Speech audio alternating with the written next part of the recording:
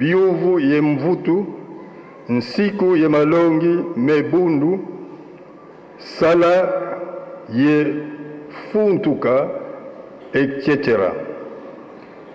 Ainsi que de nombreux documents et articles, exemples, Manyongo, etc. Son éminence Dialungana Kiangani Salomo succéda à son jeune frère Diangena Kuntima Joseph et devint le deuxième chef spirituel et représentant légal de l'église kimbangiste, faisant la transition entre la première et l'actuelle période du kimbangisme.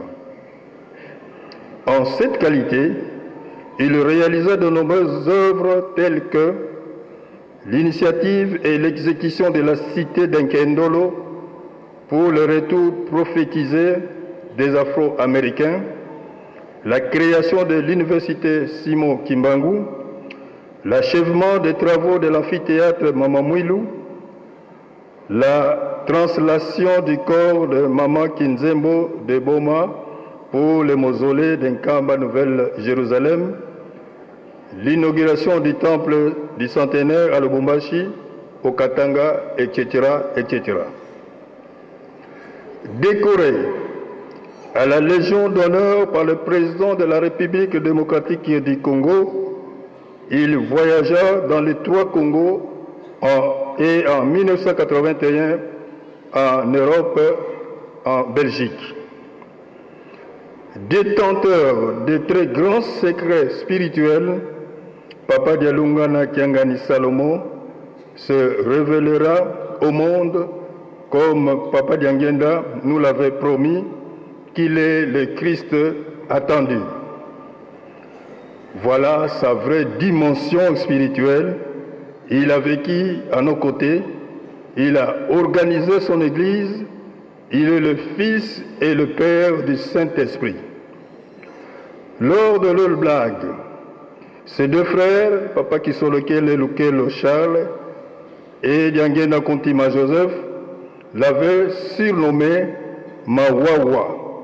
Et plus tard, on les qualifia de pire que le vent par les élèves et travailleurs à cause de sa faculté d'omniprésence, c'est-à-dire de se retrouver en même temps dans plusieurs endroits. Il avait prédit la date de sa mort. Il entendait et comprenait le langage des animaux domestiques qui venaient se plaindre chez lui et confondait les accusés comme les tricheurs et les menteurs. Il guérissait les malades, libérait les captifs et les possédés, ressuscitait les morts. Il a versé son sang le 12 novembre 1964 à Mankina, district de Lukaya, l'accident à Kikulukuta, district de Lukaya, le 28 septembre 1985, et l'accident à Kwakwa, dans le Mayombe, en 1986. Homme Dieu, divin enseignant avec des proverbes, comme il le faisait avec des paraboles chez les Juifs, on se souviendra de ses enseignements tels que Mbi Kaisa Ntswanga Ko, Salukia Nzambi Makesa Kisosanga, Kani Kuyididi Kia Kaka Kukia, etc. Que dire de plus, sinon que ce que Dieu a décrété s'accomplit toujours et, quelle que soit la longueur de la nuit, le jour finit toujours par poindre.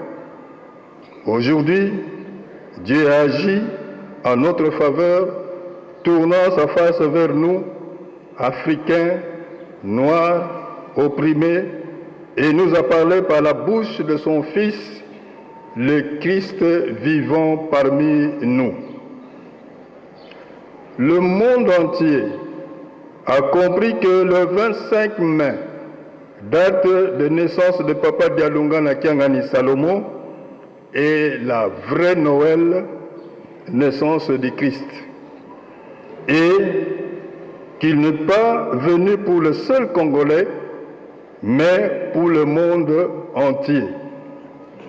Il a versé son sang à Golgotha chez les Juifs et à Mankina, Kikulukuta et Kwakwa pour non seulement libérer les Congolais des trois Congos de l'oppression et de la captivité du péché, mais l'homme opprimé de toutes les formes de servitude spirituelle, physique, politique, économique, etc.